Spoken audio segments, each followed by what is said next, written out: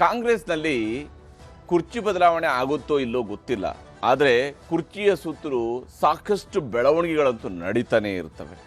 ಯಾವಾಗ ನೋಡಿದ್ರೂ ಒಂದಲ್ಲ ಒಂದು ರೀತಿಯಂತಹ ಚರ್ಚೆಗಳನ್ನು ಈ ಕುರ್ಚಿ ಕಸರತ್ತು ಹುಟ್ಟು ಹಾಕ್ತಾ ಇದೆ. ಇದು ನೇರವಾಗಿ ಕುರ್ಚಿಗೆ ಸಂಬಂಧಪಟ್ಟಂತಹ ಕಸರತ್ತು ಆಗಿರುತ್ತೆ, ಅಥವಾ ಕುರ್ಚಿಗೆ ಸಂಬಂಧ ಇಲ್ಲದೇ ಇದ್ದರೂ ಕೂಡ ಕುರ್ಚಿಯ ಸುತ್ತಲೂ ಆಗುವಂತಹ ಕಸರತ್ತಿನ ಭಾಗವಾಗಿ ಕೂಡ ಗೋಚರಿಸ್ತಾ ಇರುತ್ತೆ. ಯಾಕಂದರೆ CM ಕುರ್ಚಿ ಕಸರತ್ತಿನ ನಡುವೆ ಈಗ ಡಿನ್ನರ್ ಪಾರ್ಟಿಯೊಂದು ಅರೇಂಜ್ ಆಗಿದೆ. ಡಿನ್ನರ್ ಪಾರ್ಟಿ, ಇದಕ್ಕೆ ಕಾರಣಗಳು ಬೇರೆ ಇದ್ದಾವೆ. ಆದರೆ ಸಹಜವಾಗಿಯೇ ಈ ಡಿನ್ನರ್ ಪಾರ್ಟಿಯು ಕೂಡ ಕುರ್ಚಿ ಕಸರತ್ತಿನ ಮುಂದುವರಿದ ಭಾಗದ ರೀತಿಯಲ್ಲೂ ಗೋಚರಿಸೋದಕ್ಕೆ ಕಾರಣ ಇದೆ. ಎಲ್ಲ ಶಾಸಕರುಗಳನ್ನು ವಿಶ್ವಾಸಕ್ಕೆ ಪಡೆಯುವ ಪ್ರಯತ್ನವನ್ನು ಆರಂಭಿಸಿದ್ರ ಶಿವಕುಮಾರ್ ಅನ್ನುವಂಥದ್ರ ಬಗ್ಗೆ ಪ್ರಶ್ನೆ ಇದ್ದೇ ಇದೆ. PCC ಅಧ್ಯಕ್ಷರಾಗಿ ಅವರು 6 ವರ್ಷಗಳು ಭರ್ತಿಯಾಗಿದ್ದಾವೆ. KPCC ಅಧ್ಯಕ್ಷರಾಗಿ ಅವರು ಅಧಿಕಾರ ಸ್ವೀಕರಿಸಿ 6 ವರ್ಷ ಭರ್ತಿ ಆಗ್ತಾ ಇರೋದರ ಹಿನ್ನೆಲೆಯಲ್ಲಿ ಔತಣಕೂಟವನ್ನು ಕೊಡ್ತಾ ಇದ್ದಾರೆ. ಸಹಜವಾಗಿಯೇ ಮುಖ್ಯಮಂತ್ರಿಯವರು ಔತಣಕೂಟ ಕೊಡುವಂಥದ್ದು ಇರ್ಬೋದು, KPCC ಅಧ್ಯಕ್ಷರು ಔತಣ ಕೊಡುವಂಥದ್ದು ಇರ್ಬೋದು, ಅಥವಾ ಮಂತ್ರಿಗಳ ಔತಣಕೂಟ ಮಾಡಿಸುವಂಥದ್ದು ಇರ್ಬೋದು. ಇವೆಲ್ಲ ಕುತೂಹಲದ ಅಂಶಗಳೇ. ಯಾಕಂದರೆ ಯಾವ ಕಾರಣಕ್ಕಾಗಿ ಅನ್ನುವಂತಹ ಪ್ರಶ್ನೆ ಕುತೂಹಲವನ್ನು ಎಡೆ ಮಾಡಿಕೊಡ್ತಾ ಇರುವಂಥದ್ದು. ಸಹಜವಾಗಿಯೇ ಈ ಬಾರಿ ಬಜೆಟ್ ಅಧಿವೇಶನ ಆಗಿರೋದಾಗಿ ಮುಖ್ಯಮಂತ್ರಿಗಳು ಕೂಡ ಒಂದು ಔತಣಕೂಟವನ್ನು ಕೊಡ್ಬೋದು, ಡಿನ್ನರ್ ಮೀಟಿಂಗನ್ನು ಮಾಡ್ಬೋದು. ಅವರ ಮನೆಯಲ್ಲೂ ಕೂಡ ಅವರು ಕೂಡ ಒಂದು ಅರೇಂಜ್ ಮಾಡ್ಬೋದು, ಡಿನ್ನರನ್ನು ಅರೇಂಜ್ ಮಾಡ್ಬೋದು. ಕಾಂಗ್ರೆಸ್ನಲ್ಲಿ ಕುರ್ಚಿ ಕಸರತ್ತು ಭಾಳ ಜೋರಾಗಿ ಸಾಗ್ತಾ ಇದೆ. ಯಾವ್ಯಾವ ರೀತಿಯಲ್ಲಿ ಇದೆ ಅನ್ನೋದನ್ನು ನಿಮಗೆ ವಿವರಿಸ್ತಾ ಹೋಗ್ತೀನಿ. ಭಾಳ ಮುಖ್ಯವಾಗಿ DK ಡಿನ್ನರ್ಗೆ ಸಂಬಂಧಪಟ್ಟಂತೆ, ಯಾಕಂದರೆ ಶಿವಕುಮಾರ್ ಅವರು ಈಗ ಡಿನ್ನರ್ ಕರೆದಿದ್ದಾರೆ, ಡಿನ್ನರ್ ಕೂಟವನ್ನು ಅರೇಂಜ್ ಮಾಡ್ತಾ ಇದ್ದಾರೆ. ಯಾವ ಕಾರಣಕ್ಕಾಗಿ? ಈಗಾಗಲೇ 2.5 ವರ್ಷ ಆದ ಮೇಲೆ CM ಸ್ಥಾನದ ಹಸ್ತಾಂತರ ವಿಚಾರ ಭಾಳಷ್ಟು ಚರ್ಚೆಗೆ ಗ್ರಾಸವಾಗಿತ್ತು. ನವೆಂಬರ್ ತಿಂಗಳ ನಂತರ ಅಂತೂ ಕಾಂಗ್ರೆಸ್ನಲ್ಲಿ ನಡೀತಾ ಇರುವಂತಹ ಪ್ರತಿ ಬೆಳವಣಿಗೆಯೂ ಕೂಡ ಕುರ್ಚಿ ಸುತ್ತಲೇ ಚರ್ಚೆ ಆಗ್ತಾ ಇದೆ. CM ಆಗೋದಕ್ಕೆ, CM ಸ್ಥಾನ ಉಳಿಸ್ಕೊಳ್ಳೋದಕ್ಕೆ ನಾನಾ ರೀತಿಯಾದಂತಹ ಪ್ರಯತ್ನಗಳು, ಕಸರತ್ತುಗಳು, ಸರ್ಕಸ್ಗಳು, ಅದನ್ನು ಇನ್ನು ಯಾವ್ಯಾವ ರೀತಿಯಲ್ಲಿ ವಿವರಿಸ್ಬೋದು ಆ ಎಲ್ಲವೂ ಕೂಡ ಕಾಂಗ್ರೆಸ್ನೊಳಗೆ ನಡೀತಾ ಇದೆ. ಯಾಕಂದರೆ ಕಾಂಗ್ರೆಸ್ನಲ್ಲಿ ಯಾರಿಗೂ ಕೂಡ ಸಂಪೂರ್ಣವಾಗಿ ರಾಜಕೀಯ ವಿಚಾರಕ್ಕೆ ಬಂದಾಗ ನೆಮ್ಮದಿ ಅನ್ನುವಂಥದ್ದು ಇಲ್ಲದಂತಾಗಿದೆ. ಎಲ್ಲರ ನಡುವೆಯೂ ಕೂಡ ಕಾಡ್ತಿರುವಂಥ ಪ್ರಶ್ನೆ, ಮುಖ್ಯಮಂತ್ರಿ ಬದಲಾವಣೆ ಆಗ್ತಾರಾ, ಮುಖ್ಯಮಂತ್ರಿ ಮುಂದುವರಿತಾರಾ ಅಂತ. ವಿದೇಶ ಪ್ರವಾಸ, ಡಿನ್ನರ್ ಪಾರ್ಟಿ, ಈ ರೀತಿಯಾಗಿ ಶಕ್ತಿ ಪ್ರದರ್ಶನ ಮುಂದುವರೆದಿದೆ. ಇಲ್ಲಿ ಶಕ್ತಿ ಪ್ರದರ್ಶನಗಳು ಆಗ್ತಾ ಇದ್ದಾವೆ. ಎಲ್ಲ ಶಾಸಕರುಗಳಿಗೆ ಡಿನ್ನರ್ ಪಾರ್ಟಿಯನ್ನು ಕರೆದಾಗ ಎಲ್ಲರೂ ಕೂಡ ಬಂದು ಜೊತೆಗಿರ್ತಾರೆ. ಈಗ DK ಅವರು ಕರೆದಿರುವಂಥದ್ದು ತನ್ನ ಆಪ್ತ ಶಾಸಕರಿಗೆ ಡಿನ್ನರ್ ಪಾರ್ಟಿ ಅಲ್ಲ, ಕಾಂಗ್ರೆಸ್ನ ಎಲ್ಲ ಶಾಸಕರನ್ನ ಡಿನ್ನರ್ ಪಾರ್ಟಿಗೆ ಅವರು ಕರೀತಾ ಇದ್ದಾರೆ. KPCC ಅಧ್ಯಕ್ಷರಾಗಿ 6 ವರ್ಷ ಪೂರೈಸಿದ್ದಕ್ಕಾಗಿ ಶಾಸಕರಿಗೆ DCM ಅವರು ಡಿನ್ನರನ್ನು ಕೊಡ್ತಾ ಇದ್ದಾರೆ. ಅವರು KPCC ಅಧ್ಯಕ್ಷರಾಗಿ 6 ವರ್ಷಗಳು ಪೂರ್ತಿಯಾಗಿದ್ದಾರೆ. ಈಗಾಗಲೇ ಒಂದು ರೆಕಾರ್ಡನ್ನು DCM KPCC ಅಧ್ಯಕ್ಷರಾಗಿ ಹೋಮ್ ಮಿನಿಸ್ಟರ್ ಪರಮೇಶ್ವರ್ ಅವರು ಮಾಡಿದರು. 8 ವರ್ಷಗಳ ಕಾಲ PCC ಅಧ್ಯಕ್ಷರಾಗಿ. ಈಗ ಸತತ 6 ವರ್ಷಗಳಿಂದ ಅಧ್ಯಕ್ಷರಾಗಿ ಶಿವಕುಮಾರ್ ಅವರು ಮುಂದುವರಿತಾ ಇದ್ದಾರೆ. ಹೀಗಾಗಿ ಅವರು ಶಾಸಕರನ್ನ ಕರೆದು ಒಂದು ಔತಣಕೂಟವನ್ನು PCC ಅಧ್ಯಕ್ಷರಾಗಿ ತಾನು ಮಾಡಿರ್ತಕ್ಕಂಥ ಕೆಲಸದ ಸಂದರ್ಭದಲ್ಲಿ ಸಹಜವಾಗಿಯೇ ಶಾಸಕರನ್ನ ವಿಶ್ವಾಸಕ್ಕೆ ತೆಗೆದುಕೊಳ್ಳುವಂತಹ ಪ್ರಯತ್ನ ನಡೆಯುತ್ತೆ. ಕಾಂಗ್ರೆಸ್ ಶಾಸಕರು, ಸಂಸದರು, MLCಗಳು, ಹೀಗೆ ಚುನಾಯಿತ ಪ್ರತಿನಿಧಿಗಳನ್ನು ಅವರು ಕರೀತಾ ಇದ್ದಾರೆ. ಅವ್ರಿಗಾಗಿ ಒಂದು ಔತಣಕೂಟವನ್ನು ಆಯೋಜನೆ ಮಾಡ್ತಾ ಇದ್ದಾರೆ. ಈ ಔತಣಕೂಟ ಆಯೋಜನೆ ಮಾರ್ಚ್ 10ರಂದು ಡಿನ್ನರ್ ಪಾರ್ಟಿಯನ್ನು ಕರೆದಿದ್ದಾರೆ.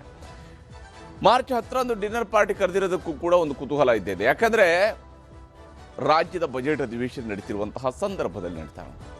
ಮುಖ್ಯಮಂತ್ರಿ ಸಿದ್ದರಾಮಯ್ಯನವರು ಮಾರ್ಚ್ 6ರಂದು ಬಜೆಟ್ ಮಂಡನೆ ಮಾಡ್ತಾ ಇದ್ದಾರೆ. 10ನೇ ತಾರೀಕರಂದು ಊಟ ಕೊಡ್ತಾ ಇದ್ದಾರೆ ಶಿವಕುಮಾರ್. ಹೀಗಾಗಿ ಇದು ಸಹಜವಾಗಿಯೇ ಕಾಂಗ್ರೆಸ್ನಲ್ಲಿ ಇಲ್ಲಿ ಅನೇಕ ವಿಚಾರಗಳು ಕಾಕತಾಳೀಯವಾಗಿ ಆಗ್ತಾ ಇರ್ಬೋದು. ಆದರೆ ಅನೇಕ ವಿಚಾರಗಳು ಏನೇ ನಡೆದರೂ ಕೂಡ ಇಲ್ಲಿ ಪ್ರತಿ ಘಟನೆಯೂ ಕೂಡ CM ಕುರ್ಚಿಯ ಸುತ್ತಲೇ ಗಿರಕಿ ಹೊಡೆಯೋದಕ್ಕೆ ಶುರು ಮಾಡಿ. ಹಾಗಾದರೆ ಈ ಸಂದರ್ಭದಲ್ಲಿ ಬಜೆಟ್ ಅಧಿವೇಶನಕ್ಕೂ ಮೊದಲು CM ಪಡೆದ ಶಾಸಕರು ವಿದೇಶ ಪ್ರವಾಸವನ್ನು ಮಾಡಿದ್ದಾರೆ. ಇದಲ್ಲದೆ ಇನ್ನೊಂದಷ್ಟು ಜನ ಶಾಸಕರು ಬಜೆಟ್ ಅಧಿವೇಶನದ ನಂತರವೂ ಕೂಡ ಹೋಗೋರು ಇದ್ದಾರೆ ಅನ್ನುವಂತಹ ಚರ್ಚೆಗಳು ಕಾಂಗ್ರೆಸ್ ಪಡಸಾಲೆಯಲ್ಲಿ ನಡೀತಾ ಇದೆ. ಈಗಾಗಲೇ ಸುಮಾರು ಶಾಸಕರು ವಿದೇಶ ಪ್ರವಾಸ ಹೋಗಿದ್ದಾರೆ. ಬಹುತೇಕ ಹೋದಂಥವ್ರು ಇವತ್ತು ನಾಳೆ ಒಳಗಡೆ ಬಂದು ತಲುಪ್ತಾರೆ, ವಾಪಸ್ ಬಂದು ತಲುಪ್ತಾ ಇರುವಂಥದ್ದು ಇವತ್ತು ಅಥವಾ ನಾಳೆ ಬಂದು ತಲುಪ್ತಾ ಇದ್ದಾರೆ. ಹೀಗಾಗಿ DCM DK ಶಿವಕುಮಾರ್ ಅವರು ಶಾಸಕರನ್ನು ಸೆಳೆಯುವಂತಹ ಆತಂಕ ಇದೆ. ಅದಕ್ಕಾಗಿ ಮುಖ್ಯಮಂತ್ರಿಯವರು ತಮ್ಮ ಶಾಸಕರನ್ನ, ತನ್ನ ಆಪ್ತರನ್ನ ವಿದೇಶಕ್ಕೆ ಕಳಿಸ್ತಾ ಇದ್ದಾರೆ ಅಂತೇಳಿ ಬಿಜೆಪಿಯವರು ವ್ಯಂಗ್ಯವಾಡ್ತಾ ಇದ್ದಾರೆ. ಯಾಕಂದರೆ ಪ್ರತಿಪಕ್ಷಕ್ಕೆ ಸಹಜವಾಗಿಯೇ ಟೀಕಿಸುವಂಥ ಅವಕಾಶವನ್ನ ಆಡಳಿತ ಪಕ್ಷದವರು ಸೃಷ್ಟಿಸಿದಾಗ ಪ್ರತಿಪಕ್ಷದವರು ಬೇರೇನು ಮಾಡೋಕ್ಕಾಗೋದಿಲ್ಲ. ಅವರು ಆ ಟೀಕೆಯನ್ನ ಮಾಡ್ತಾರೆ. ಅದು ನಡೀತಾ ಇದೆ. ಆಪ್ತರನ್ನ ಪ್ರವಾಸಕ್ಕೆ ಕಳುಹಿಸಿ ಸಿಎಂ ತಂತ್ರಗಾರಿಕೆಯನ್ನ ಮಾಡ್ತಾ ಇದ್ದಾರೆ. ಯಾಕೆಂದ್ರೆ ಎಲ್ಲೋ ರೆಸಾರ್ಟ್ನಲ್ಲಿ ಇರಿಸಿದ್ರೆ ರೆಸಾರ್ಟ್ ರಾಜಕಾರಣ ಅಂತಾರೆ. ಇದನ್ನೀಗ ಫಾರಿನ್ ಟ್ರಿಪ್ ರಾಜಕಾರಣ ಅಂತ ಕರೆಯೋಕ್ಕಾಗತ್ತಾ? ಹೀಗಾಗಿ ವಿದೇಶ ಪ್ರವಾಸಕ್ಕೆ ಕಳಿಸಿದ್ದಾರೆ. ಅದಕ್ಕೆ DCM ಕೂಡ ಹೇಳ್ತಾ ಇದ್ರು, ಕೆಲವರು ಅಧ್ಯಯನಕ್ಕೆ ಅಂತ ಹೋಗ್ತಾರೆ, ಇನ್ನೇನು ನೋಡ್ಕೊಂಡು ಬರೋಕ್ಕೆ ಅಂತೇಳಿ ಹೋಗ್ತಾರೆ ಅನ್ನುವಂತಹ ಮಾತುಗಳನ್ನು ಹೇಳ್ತಾ ಇದ್ರು. ಈಗ ಇವರ ಪ್ರವಾಸ ಇದು ಅಧ್ಯಯನದ ಪ್ರವಾಸನ. ಯಾಕಂದ್ರೆ ಇವರು ಅಧ್ಯಯನ ಮಾಡ್ಕೊಂಡು ಬಂದಿರೋದ್ರ ಫಲಶ್ರುತಿ ಏನು ಅನ್ನೋಂಥದ್ದು ಗೊತ್ತಾಗುವಂಥದ್ದೇ ಇದೆ. ಬಣ ರಾಜಕೀಯದ ವರದಿಯ ಬಳಿಕ ಕೆಲವರ ವಿದೇಶ ಪ್ರವಾಸ ರದ್ದು ಕೂಡ ಆಗಿದೆ. ಇದು ಬಣ ರಾಜಕೀಯ ಅಂತೇಳಿ ಯಾವಾಗ ಬಿಂಬಿತವಾಯಿತು ಆವಾಗ ಕೆಲವರು ವಿದೇಶ ಪ್ರವಾಸವನ್ನು ರದ್ದು ಮಾಡ್ಕೊಂಡ್ರು. ಇನ್ನು ಕೆಲವರು ಪ್ರವಾಸ ಹೋದವರು ಇದ್ದಾರೆ, ಪ್ರವಾಸ ಹೋಗೋರು ಕೂಡ ಇದ್ದಾರೆ. ಹೀಗೆ ಕಾಂಗ್ರೆಸ್ನಲ್ಲಿ ಪ್ರತಿಯೊಂದು ಕೂಡ ಇಲ್ಲಿ ನಡೀತಾ ಇರೋದು. ವಿದೇಶ ಪ್ರವಾಸ ಮೊಟಕುಗೊಳಿಸಿದಂತಹ CM ಬಣದ ಕೆಲ ಶಾಸಕರು ಯಾವಾಗ ಬಣ ರಾಜಕೀಯಕ್ಕೆ ಇದು ಎಡೆ ಮಾಡಿ ಕೊಡ್ತಿದೆ ಅಂತ ಹೇಳಿದಾಗ ಒಬ್ಬರು ಸಚಿವರು ಕೂಡ ಹೋಗೋರಿದ್ರು. ಅವರು ತಮ್ಮ ಪ್ರವಾಸವನ್ನು ಕ್ಯಾನ್ಸಲ್ ಮಾಡ್ಕೊಂಡ್ರು. ಆದರೆ ಶಾಸಕರುಗಳೆಲ್ಲ ವಿದೇಶ ಪ್ರವಾಸಕ್ಕೆ ಹೋಗಿದ್ದಾರೆ. ವಿದೇಶ ಪ್ರವಾಸ ಮೊಟಕುಗೊಳಿಸಿದಂತಹ CM ಬಣದ ಕೆಲ ಶಾಸಕರು. ಇನ್ನು CM ಬಣದ ಶಾಸಕರ ಪ್ರವಾಸದ ಬೆನ್ನಲ್ಲೇ ಡಿನ್ನರ್ ಮೀಟ್ ಕೂಡ ನಡೆದಿದೆ. ಬೆಂಗಳೂರಿನಲ್ಲಿನೇ ಒಂದು ಡಿನ್ನರ್ ಮೀಟ್ ನಡೆದಿದೆ. ಅದು ಶಿವಕುಮಾರ್ ಅವರ ಆಪ್ತ ಬಣದಿಂದ ನಡೆಯಿತು. ಶಿವಕುಮಾರ್ ಅವರ ಆಪ್ತ ಬಣದಿಂದ CM ಬಣದ ಶಾಸಕರು ವಿದೇಶಕ್ಕೆ ಹೋದರೆ DCM ಬಣದ ಶಾಸಕರು ಡಿನ್ನರ್ ಮೀಟಿಂಗನ್ನು ಮಾಡಿ ಫೋಟೋ ತೆಗೆಸ್ಕೊಂಡ್ರು. ಎಲ್ಲರೂ ನೋಡಿ ನಾವು ಇಷ್ಟು ಜನ ಜೊತೆಯಾಗಿ ಇದ್ದುಕೊಂಡು ಇವತ್ತು ಡಿನ್ನರ್ ಮಾಡಿದ್ದೀವಿ ಅಂತ ಹೇಳೋದಕ್ಕೆ ಒಂದು ಫೋಟೋ ತೆಗೆಸ್ಕೊಂಡ್ರು. ಫೋಟೋ ತೆಗೆಸ್ಕೊಂಡ ನಂತರವೂ ಕೂಡ ಅದರಲ್ಲಿದ್ದಂತಹ ಆ ಫೋಟೋದಲ್ಲಿದ್ದಂಥ ಶಾಸಕರು ಹೇಳ್ತಿದ್ರು ಕೇವಲ ಇಷ್ಟೇ ಜನ ಅಲ್ಲ, ಇನ್ನೂ ಒಂದಷ್ಟು ಜನ ಎಕ್ಸ್ಟ್ರಾ ಇದ್ದರು, ಆದರೆ ಅವರೆಲ್ಲ ಫೋಟೋಗೆ ಸಿಗಲಿಲ್ಲ ಅಂತ ಹೇಳುವಂಥ ಮಾತುಗಳು ಬಂತು. CM ಬಣದ ಶಾಸಕರ ಈ ರೀತಿಯಾದಂತಹ ಮೀಟಿಂಗ್ ಇವೆಲ್ಲವೂ ಕೂಡ ಒಂದು ವಿದೇಶ ಪ್ರವಾಸ, ಮತ್ತೊಂದು ಡಿನ್ನರ್ ಮೀಟಿಂಗ್. ಮಾಗಡಿ ಶಾಸಕ ಬಾಲಕೃಷ್ಣ ಅವರು ಶಾಸಕರಿಗೆ ಡಿನ್ನರ್ ಕೊಟ್ಟರು, ಒಂದು ಡಿನ್ನರ್ ಪಾರ್ಟಿಯನ್ನು ಕರೆದಿದ್ರು. ಆ ಮೂಲಕವಾಗಿ ಕಾರಣ ಏನು? SC ಬಾಲಕೃಷ್ಣ ಅವರ ಬರ್ತ್ಡೇ, ಹುಟ್ಟುಹಬ್ಬದ ನೆಪದಲ್ಲಿ ಶಾಸಕರಿಗೆ ಬಾಲಕೃಷ್ಣ ಅವರು ಔತಣಕೂಟವನ್ನು ಅರೇಂಜ್ ಮಾಡಿದರು. ಔತಣಕೂಟದಲ್ಲಿ ಬಾಲಕೃಷ್ಣ ಅವರಿಗೆ ಯಾರು ವಿಶ್ ಮಾಡಿದ್ರು, ಎಷ್ಟು ವಿಶ್ ಮಾಡಿದ್ರು ಅನ್ನೋದಕ್ಕಿಂತ ಹೆಚ್ಚಾಗಿ ಔತಣಕೂಟದಲ್ಲಿ ಮಾತನಾಡಿದಂಥವ್ರು, ಔತಣಕೂಟದಲ್ಲಿ ಭಾಗಿಯಾಗಿ ಊಟ ಮಾಡ್ಕೊಂಡು ಹೊರಗಡೆ ಬಂದಂಥವ್ರು, ಇವರೆಲ್ಲರೂ ಕೂಡ ಮಾತಾಡಿದ್ದು ರಾಜಕಾರಣದ ಬಗ್ಗೆ. ಹೀಗಾಗಿ ಇದು ಔತಣಕೂಟ ಒಂದು ರೀತಿಯಲ್ಲಿ ಹುಟ್ಟುಹಬ್ಬಕ್ಕೂ 2 ದಿನ ಮುಂಚಿತವಾಗಿ ಡಿನ್ನರ್ ಪಾರ್ಟಿಯನ್ನು ಅವರು ಅರೇಂಜ್ ಮಾಡ್ಕೊಂಡಿದ್ರು. ಹುಟ್ಟುಹಬ್ಬಕ್ಕೆ 2 ದಿನ ಮುಂಚಿತವಾಗಿ ಅವರು ತಮ್ಮ ಕುಟುಂಬದ ಜೊತೆಗೆ ವಿದೇಶಕ್ಕೆ ತೆರಳೋದಕ್ಕಿಂತ ಮುಂಚಿತವಾಗಿ ಬರ್ತ್ಡೇ ಸೆಲೆಬ್ರೇಟ್ ಮಾಡೋಕ್ಕೆ ವಿದೇಶಕ್ಕೆ ಹೋಗಿದ್ದಾರೆ. ಹೀಗಾಗಿ ಅದಕ್ಕೆ ಮುಂಚಿತವಾಗಿ ಪಾರ್ಟಿ ಅರೇಂಜ್ ಮಾಡಿದರು. 20ಕ್ಕೂ ಹೆಚ್ಚು DCM DK ಶಿವಕುಮಾರ್ ಅವರ ಬೆಂಬಲಿಗೆ ಶಾಸಕರು ಅಲ್ಲಿ ಒಗ್ಗಟ್ಟು ಪ್ರದರ್ಶಿಸುವಂತಹ ಪ್ರಯತ್ನವೂ ಕೂಡ ನಡೀತು. ಸುಮಾರು 20 ಜನ ಶಾಸಕರು ವಿದೇಶಕ್ಕೆ, 20 ಜನ ಶಾಸಕರು ಡಿನ್ನರ್ ಪಾರ್ಟಿಗೆ. ಸೊ ಕಾಂಗ್ರೆಸ್ನಲ್ಲಿ ಈಗ ಒಂದು ರೀತಿಯಂತಹ ಸುಗ್ಗಿ ಕಾಲ ಮುಂದುವರೆದಿದೆ. ಬೇಸಿಗೆ ಹತ್ತಿರ ಆಗ್ತಾ ಇದ್ರು ಕೂಡ ಕಾಂಗ್ರೆಸ್ನಲ್ಲಿನ ಸುಗ್ಗಿ ಕಾಲ ಮುಕ್ತಾಯ ಆಗಿಲ್ಲ. DK ಶಿವಕುಮಾರ್ ಮುಖ್ಯಮಂತ್ರಿ ಮಾಡುವುದರ ಬಗ್ಗೆ ಅಲ್ಲೂ ಕೂಡ ಚರ್ಚೆ ನಡೆದಿದೆ. ಡಿನ್ನರ್ ಮೀಟಿಂಗ್ ಕರೆದವರು ಒಬ್ಬರು, ಅವ್ರದ್ದು ಬರ್ತ್ಡೇ ಪಾರ್ಟಿ. ಆದರೆ ಬರ್ತ್ಡೇ ಪಾರ್ಟಿಯಲ್ಲಿ ಅವ್ರು ಯಾವಾಗಾದರೂ ಮಂತ್ರಿ ಆಗ್ತಾರೆ ಅನ್ನೋದಕ್ಕಿಂತ ಚರ್ಚೆಗಿಂತ ಹೆಚ್ಚಾಗಿ ಚರ್ಚೆ ನಡೆದಿರುವಂಥದ್ದು ಯಾರನ್ನ ಮುಖ್ಯಮಂತ್ರಿ ಮಾಡಬೇಕು ಅನ್ನೋದ್ರ ಬಗ್ಗೆ. ಶಿವಕುಮಾರ್ ಅವರನ್ನು ಮುಖ್ಯಮಂತ್ರಿ ಮಾಡುವ ಬಗ್ಗೆ ಹೈಕಮಾಂಡ್ ಭೇಟಿ ಮಾಡಿ ಒತ್ತಾಯಿಸುವ ಬಗ್ಗೆಯೂ ಕೂಡ ಚಿಂತನೆಗಳು ನಡೆದಿದ್ವು. ಇಷ್ಟೆಲ್ಲ ಆದಾಗಲೇ ನಯನಾ ಮೋಟಮ್ ಅವರು ಹೇಳಿದ್ದಂತಹ ಮಾತು ಕೂಡ ಭಾಳ ಮುಖ್ಯವಾಗಿತ್ತು. ಯಾಕಂದರೆ ಅವರು ಹೇಳಿದರು ಅವತ್ತೇನೆ, ನಾವು ದೆಹಲಿಗೆ ಹೋಗೋದಕ್ಕೂ ರೆಡಿ ಇದ್ದೀವಿ, ಹೈಕಮಾಂಡ್ ಭೇಟಿ ಆಗೋದಕ್ಕೂ ರೆಡಿಯಾಗಿದ್ದೀವಿ ಅನ್ನೋಂತಹ ಮಾತುಗಳನ್ನ ನಯನಾ ಮೋಟಮ್ ಅವರು ಹೇಳಿದರು.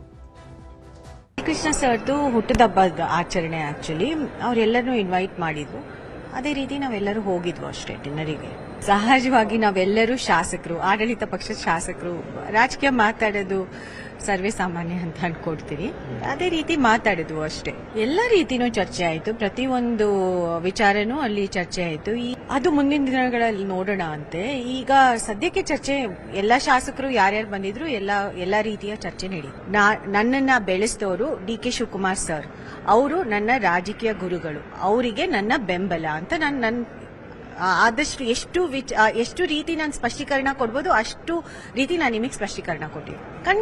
ಖಂಡಿತ ಅದರಲ್ಲಿ ಎರಡು ಮಾತಿಲ್ಲ. ಖಂಡಿತ ಆ ಸಮಯ ಬಂದಾಗ ಖಂಡಿತ ಡಿ.ಕೆ. ಶಿವಕುಮಾರ್ ಸರ್ ಪರವಾಗಿ ಹೈಕಮಾಂಡ್ ಹತ್ರ ಮಾತಾಡ್ತೀವಿ, ಭೇಟಿನೂ ಮಾಡ್ತೀವಿ. ಹೀಗೆ ಇವರೆಲ್ಲರೂ ಕೂಡ ಡಿನ್ನರ್ ಮೀಟಿಂಗ್ ಮಾಡಿದ್ದರ ಉದ್ದೇಶವನ್ನು, ಈ ಹಿಂದಿನ ಡಿನ್ನರ್ ಮೀಟಿಂಗ್ಗಳ ಉದ್ದೇಶವನ್ನು ಹೇಳಿದರು. ಹೀಗಾಗಿನೇ ಮುಂದಿನ ಡಿನ್ನರ್ ಮೀಟಿಂಗ್ ಬಗ್ಗೆಯೂ ಕೂಡ ಕುತೂಹಲ ಇರುವಂಥದ್ದು. ಯಾಕಂದರೆ ಹಿಂದಿನ ಡಿನ್ನರ್ ಮೀಟಿಂಗ್ ನಡೆದಿರುವಂಥದ್ದು ಶಿವಕುಮಾರ್ ಅವ್ರನ್ನ ಮುಖ್ಯಮಂತ್ರಿ ಮಾಡೋದಕ್ಕೆ ಅಂತೇಳಿ ಎಸ್.ಸಿ. ಬಾಲಕೃಷ್ಣ ಅವರ ಬರ್ತ್ಡೇ ಪಾರ್ಟಿಲಿ ಕುಳಿತುಕೊಂಡು ಊಟ ಮಾಡಿ ಬಂದಂಥವ್ರು ಹೇಳ್ತಾ ಇದ್ರೆ, ಹಾಗಾದರೆ ಖುದ್ದು ಉಪಮುಖ್ಯಮಂತ್ರಿಗಳೇ ಡಿನ್ನರ್ ಮೀಟಿಂಗನ್ನು ಕರೆದಾಗ, ಡಿನ್ನರ್ ಪಾರ್ಟಿಯನ್ನು ಕೊಡ್ತಾ ಇದ್ದಾಗ ಅದರಲ್ಲಿ ಹಾಗಾದರೆ ಇನ್ನೇನು ಚರ್ಚೆ ಮಾಡ್ತಾರೆ? ಈ ಕುತೂಹಲ ಇರುವಂಥದ್ದು. ಇಲ್ಲಿ ನಾವೆಲ್ಲರೂ ಒಂದೇ ಬಣ ಅನ್ನುವಂಥದ್ದನ್ನು ಹೇಳ್ತಾ ಇದ್ದಾರೆ. ಮುಖ್ಯಮಂತ್ರಿಯವರು ಕೂಡ ಇದೇ ರೀತಿಯಂಥ ಅಭಿಪ್ರಾಯಗಳನ್ನು ವ್ಯಕ್ತಪಡಿಸ್ತಾ ಇರುವಂಥದ್ದನ್ನು ಕೂಡ ನಾವು ಗಮನಿಸ್ತಾನೆ ಇದ್ದೀವಿ. CM ಸ್ಥಾನಕ್ಕಿರಲು ಡಿ.ಕೆ. ಶಿವಕುಮಾರ್ ಅವರು ತಾಳ್ಮೆಯ ತಂತ್ರಕ್ಕೆ ಹೋಗಿದ್ದಾರೆ, ತಾಳ್ಮೆಯ ತಂತ್ರವನ್ನು ಅನುಸರಿಸಿದ್ದಾರೆ, ತಾಳ್ಮೆಯಿಂದಲೇ ಇದ್ದಾರೆ. ಅವರು ಕೂಡ ಬಹಳಷ್ಟು ಸಂದರ್ಭಗಳಲ್ಲಿ ಆಂತರಿಕವಾಗಿ ಏನು ನಡೀತಿದೆಯೋ ಬಿಡ್ತಿದೆಯೋ ಬೇರೆ, ಆದರೆ ಬಹಿರಂಗವಾಗಿ ಅಂತೂ ಅವರು ತೋರಿಸ್ತಾ ಇರುವಂಥದ್ದು ಎಲ್ಲವೂ ಕೂಡ ಶಾಂತವಾಗಿದೆ, ನಾವೆಲ್ಲರೂ ಜೊತೆಯಾಗಿದ್ದೀವಿ ಅಂತೇಳಿ. ಯಾವುದೇ ಶಾಸಕರ ಪರ ವಿರೋಧ ಹೇಳಿಕೆಗಳಿಂದ ಅಂತರ ಕಾಯ್ದುಕೊಳ್ಳುವಂತಹ ಪ್ರಯತ್ನವನ್ನು ಕೂಡ ಶಿವಕುಮಾರ್ ಅವರು ಮಾಡ್ತಾ ಬಂದಿದ್ದಾರೆ.